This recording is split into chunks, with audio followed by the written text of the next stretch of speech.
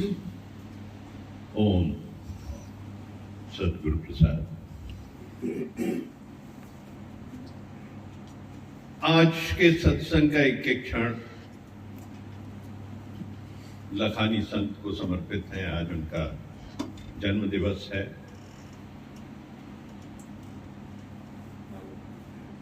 और आज के ही दिन बहुत महान दिन है। आज जब दादा भगवान ब्रह्मलीन हुए थे तो दोनों पुण्य हैं, न जन्म है न मरण है, न जन्म है न मरण है। Simply we change the costume. हम ये सिर्फ चोला बदलते, नया चोला मिल जाता है। बचपन का शरीर जवानी में नहीं, जवानी का शरीर बुढ़ापे में नहीं, और बुढ़ापे का शरीर जब जाता है तो फिर बचपन का शरीर आ जाता है। सिर्फ कॉस्ट्यूम बदला ना, जवानी में कॉस्ट्यूम बदला, बुढ़ापे में कॉस्ट्यूम बदला, उसके बाद फिर ये गया तो दूसरा चोला आया, पुराना हो गया, अलग कर दिया, नया आ गया। कल्पों से ये जीव का जन्म शरीर धारण करता हुआ आ रहा, कल्पों से। क्योंकि जब से ये मन बना 25,000 साल पहले, और वो मन वो कैसे बना, क्या, क्यों, कब, कैसे, ये जहां संशयात्मक बुद्धि ने जन्म लिया तो मन बन गया। और मन बनना यानी कि फिर से जन्म मरण ले लिया। जन्म मरण क्या ले लिया? चोला बदल के ले लिया, शरीर ले लिया, क्योंकि कर्म बन गए। हमने कर्मों की खेती शुरू कर दी मन से, और धीरे धीरे इस स्वरूप को पाते पाते इतने साल बाद आज भी वही हालत में है हम सब। क्योंकि मन को राजा मान के चलते हैं और उसके पीछे पीछे चलते हैं। वही सबसे बड़े दुख का कारण है। क्योंकि हम कोई चीज छोड़ते नहीं। इसी जन्म में कुछ साल पहले बचपन में अगर कोई गलती हुई है, बार बार पकड़ते हैं उसको, बार बार पकड़ते हैं। किसी ने अपमान कर दिया है, हम उस चीज को पकड़ के बैठे रहते हैं हमेशा। पत्नी ने साथ छोड़ दिया तो पकड़ के बैठे रहते हैं इसको कि कितना सुख था, कितना था और कितना था और कितना था और कितना था। ये पकड़ ही दुख का कारण है।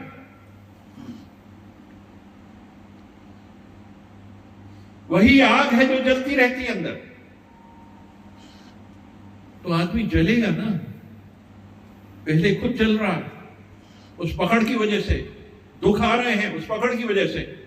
एक हाथ में पत्थर ले हम लोग, छोटा सा पत्थर, 2 घंटे 3 घंटे 4 घंटे 5 घंटे कुछ नहीं हो। उसके बाद धीरे धीरे यहां दर्द होने लग जाएगा, उसके बाद यहां दर्द होने लग जाएगा, उसके बाद यहां।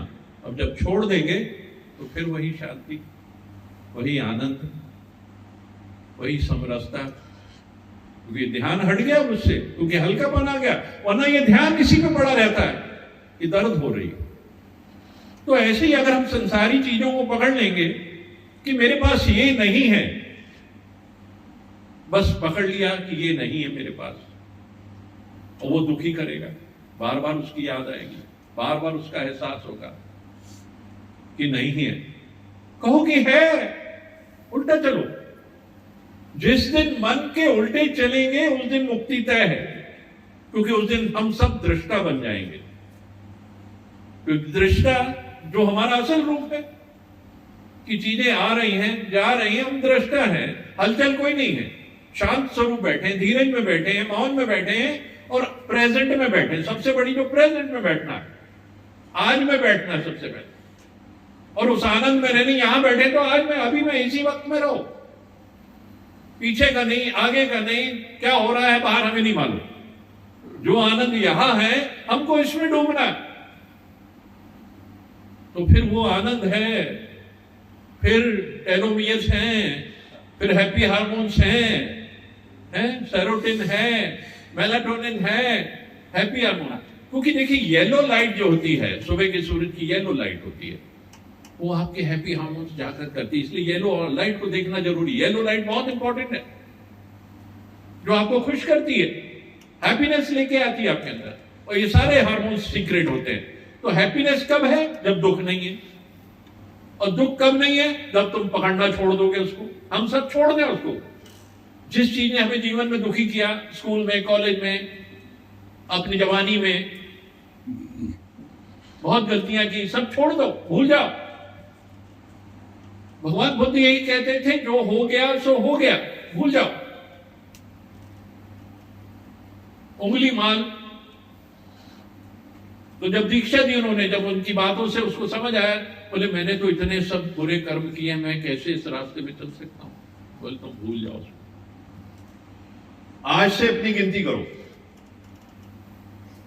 कि जब उंगली माल ने बुद्ध धर्म को अपनाया, तो कुछ समय के बाद वो जंगल में जा रहे थे। एक नारी प्रसव पेन में बहुत दुखी हो रही थी, उसके घर वाले साथ में थे, बैलगाड़ी में थी वो। उन्होंने साधु महाराज को आते हुए देखा, तो गुजारिश की कि आप कुछ करिए, इसका दर्द कम हो जाए। उसके अंदर था कि मैं कैसे कर सकता हूं, मैंने इतना खून किए, इतनी कैसे होगा। दौड़ता हुआ गुरु के पास गए, अपने बुद्ध के पास।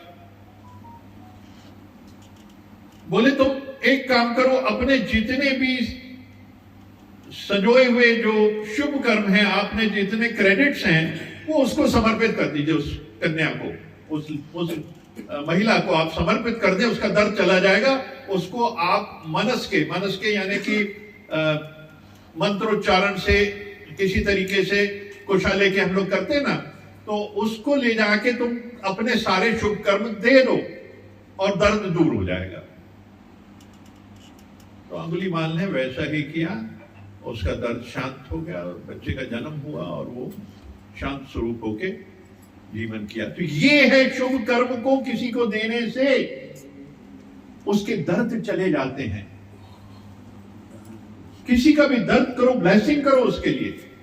ये एक ह्यूमन नेचर होना चाहिए। किसी के दर्द में आप दर्द महसूस करो और अपने जो अच्छे कर्म है निष्कामता से उसको समर्पित कर दो।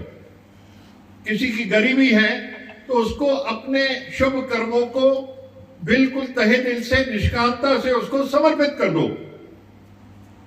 इतना तो कर सकते हैं हम सब। अगर ईश्वर ने इतना सब कुछ दिया है तो तेरा शुक्रिया है, तेरा शुक्रिया है। कई पैरा तो नंगे फिरते, सिर ते लपड़ छावा, मैनू दाता सब कुछ देता, क्यों ना शुक्र मनावा। उस शुक्र में हम क्यों ना सबको जोड़े और जीवन में कभी भी किसी परिस्थिति का अफसोस नहीं करना है और उसको कहना कि परमात्मा इस रूप में मेरे सामने आया है तो तेरा शुक्रिया है, तेरा शुक्रिया है, तेरा शुक्रिया है। क्योंकि वो परिस्थिति को काटने के लिए आता है। परिस्थिति जो आती है तेरे कर्म काटने, क्योंकि जन्मों से जो कल्पों से कर्म बनाए हुए हैं खत्म कैसे होंगे? फल आएगा ना। जो ब्रह्मा जी के पास है वो ईश्वरीय शक्तियां हैं। जो कल आपको बताया कि 6 चीज परमात्मा के पास, ईश्वरीय शक्तियों के पास होती है। ये प्रारब्ध होती है जो उनके हाथ में होती है। प्रारब्ध जलती नहीं है। दाह संस्कार में प्रारब्ध नहीं जलती। आपने जो शुभता से किए हुई चीजें हैं वो आपके जो अशुभ कर्म के वजह से ये जो बनी है, प्रारब्ध जो बनी, आपने पूछा था ना कि अशुभ कर्म भी है, तो अशुभ कर्म में ये 6 चीजें बनी और शुभ कर्म में 94 जो शरीर के साथ चले जाते हैं, जो हमारी कर्मेंद्रियों से होती हैं, और वो कर्मेंद्रियां शांत हो गई तो वहीं तक आपने वो शुभ किए और वो शुभ खत्म है। उस राख के ऊपर वो 94 लिख के उसकी समाप्ति हो जाती है। और अशुभ की वजह से प्रारब्ध बनती है, लाभ हानि, जन्म मरण और मान अपमान। ये 6 चीजें हमारे अशुभ करने, हमारे जो कर्म हैं जो विकारों से जनित होते हैं वो शुभ थे 94, 6 जो है अशुभ कर्म है। पांच ज्ञानेंद्रियां और एक मन। ये हमारा ट्रेवल होके हमारे साथ चलता आ गया, आज तक आ रहा, वो इतने जन्मों से वही तो ट्रेवल कर रहा है, वही तो कर्म है हमारे, वही तो ब्लैक बॉक्स है जिसके अंदर सारी इंफॉर्मेशन है, स्टोर रूम है वो हमारा। उस स्टोर रूम के अंदर वो सारी चीजें हैं, कल्पों से, कई जन्मों से जो हम कर्म बनाते आते हैं, इसका फल हमें कब मिलेगा ये हमारे हाथ में नहीं है। जब अति हो जाती है तो फिर वो फल मिलने लग जाता है। और अगर हम परमात्मा के रास्ते से उतर जाते हैं तो वो फिर तुम्हें याद दिलाने के लिए वो प्रारब्ध हमारी सामने आने लग जाती है। इसलिए हमेशा परमात्मा को याद करो, उसका सिमरन करो और उसमें डूबो। मैं ये वाणी पढ़ूंगा, ये भी सारी रिलेटेड है आज की इस पूरी चर्चा में और इनके भजन के हिसाब से। हे परमात्मा, गरीबों के मालिक, जब मैं बहुत भारी था, मदद की जरूरत थी, बेबस था, तो आप आके अपनी गोद में उठाया। आपने आके मुझे अपनी गोद में उठाया। विश्वास रखो इसको, क्योंकि परिस्थितियों से निकालता वही है। और परिस्थिति आती क्यों है? क्योंकि जब हम रास्ते से विमुख हो जाते हैं, हम अपना रास्ता मोड़ के गलत रास्ते में चल पड़ते हैं, तो ये परिस्थिति आती है, हमको वापस लाने के लिए आती है। इसलिए कभी भी इमोशन में नहीं आना, क्योंकि परमात्मा बैठा है। जब उसको याद करोगे वो तुम्हें गोद में बिठा लेगा, वो तुम्हें गोद में बिठा लेगा। मेरा हाथ थामा और कैसे मेरी मदद किया। देखिए, कई बार होता है जब हम बहुत परमात्मा के रास्ते पे चलते हैं। पहले जमाने में रोड्स बहुत कच्ची हुआ करती थी और बहुत ड्राइविंग, छोटी छोटी कारें होती थी और रोड भी सिंगल रोड होती थी, तो पंचर होने की बहुत संभावनाएं रहती थी कारों के अंदर।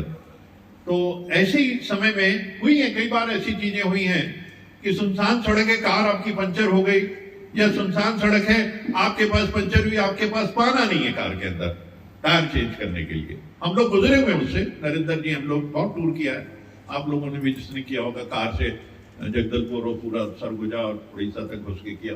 तो ये जब हो जाती थी कभी कभी तो आदमी घबराता था, अब क्या होगा, मेरे पास पाना भी नहीं है और ये पंचर हो गई है तो क्या होगा। आप परमात्मा को याद करते हैं, अगर समर्पित हैं, तो कोई कार आती है, वो कहती है मेरा पाना ले लो, अब बदल के अगले स्टेशन पे मेरे को ये वापस कर देना। और ऐसा हुआ है, क्योंकि ये सब बनी हुई चीजें हैं। जब आप इस मार्ग पे चलते हैं तो परमात्मा का फर्ज होता है कि वो आपकी हर परिस्थिति में आपकी मदद करे। वो मदद होती है, होती आई है, जीते जागते उदाहरण है। सब अपने जीवन को रिमाइंड करो, पीछे जाओ, सिर्फ वो कार का उदाहरण नहीं, बाकी भी आप देखिए तो आपको बहुत सी चीजें मिलेंगी कि कैसे परमात्मा। और आज हम भूल बैठे हैं, ये नहीं होना चाहिए, इसलिए परमात्मा याद दिला रहा है कि हम सब याद करें उस परमात्मा को, परम शक्तियों को याद करें, जिसने हमेशा हमें अपनी गोद में बिठाए रखा है और हमेशा बिठाता है। क्योंकि जब वो हाथ थामता है तो सारी खुशियां हमारे पास आती हैं। जो एक अंत में इन्होंने, ऐसा मैंने क्या काम किया जो मेरा हाथ थाम लिया। परमात्मा आपने क्या काम किया? यही तो काम किया, उसका याद किया, उसकी सिमरन की, उसके ध्यान में बैठे और हर पल उसको समर्पित किया। क्योंकि अर्जुन को भी भगवान कृष्ण ने कहा, तू कर्तव्य पथ पे चल, मैं तेरे साथ हूं, मुझे याद कर तू। गांडी में लेके खड़े हैं अर्जुन जी और सारथी बन के भगवान कृष्ण है सामने। तो अब वो उसको सारथी होके जोश दिलाते हैं, वो घबराता है, मैं क्या करूं, मेरे रिश्तेदार खड़े, मैं कैसे चलाऊं, क्या करूं तीर। बस तू कर्तव्य पथ पे चल, उठा गांडी, तेरा काम है तीर चलाना, अब मैं तेरे साथ हूं, मुझे याद करता जा, बस बाकी मत सोच। तो इसलिए अपने कर्तव्य पथ पे चलो, निष्कामता से चलो, सबकी सेवा चलो, पॉकेट खाली भी हो तो सेवा करो। आपके पास बहुत से तरीके, अगर पैसा नहीं है तो सिर्फ पैसा मात्र नहीं है, दूसरे के लिए निष्कामता के लिए दो खुशी, दो मीठे बोल और दो क्षण के लिए कुछ मांगा है किसी ने तो उसको पूर्ण करो, संपूर्ण करो दिल से। ये खुशी आपकी ही खुशी है, ये परमात्मा का आशीर्वाद आपको ही है, क्योंकि आपको सक्षम बनाया परमात्मा ने कि ये सब काम आपने करने हैं। तो परमात्मा स्वयं आके ये सब काम कराता है। इसलिए उस परमात्मी शक्तियों को बार बार नमस्कार कि वो हमें सचेत रखे, जीवित रखे, भाव रखे, निष्कामता बनाए रखे। ऐसा हम हमेशा उस परमात्मा को याद करते हुए, हाथ जोड़ते हुए मानते हैं कि अंदर वो स्वयं मौजूद रहे। ओम भूर्भुवः स्वः तत्सवितुर्वरेण्यं भर्गो देवस्य धीमहि धियो यो नाम प्रचोदयात्। बस अब परमात्मा आया और हमारे जितने भी हम निमित्त मात्र हो जाते हैं। हमने अगर कुछ किया तो हम निमित्त मात्र हैं, हमने कुछ नहीं किया। करने वाला वो, कराने वाला वो, कराने वाला वो। एक प्रश्न था इनका, तो उस पर भी मैं थोड़ा सा जिक्र कर देता हूं लहानी संत का।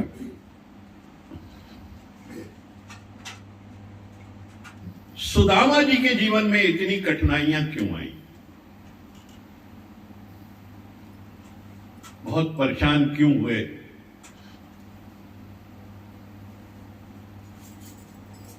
देखिए, इसमें बहुत सीखने और समझने वाली बात है।